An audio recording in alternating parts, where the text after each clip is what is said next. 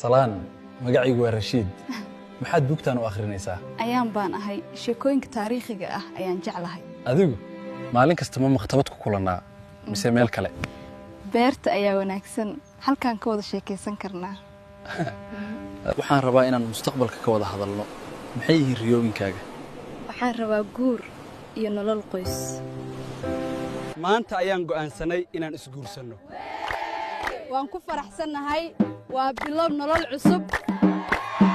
gurigeenu uu qurux badan yahay maxaad ka fikirtaa waa bilow cusub oo qurux badan caruurteena ciyaarayaan maanta waa wax qurux badan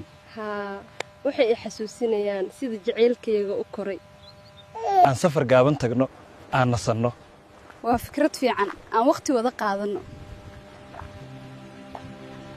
aan ka wada hadalno si aan u xallino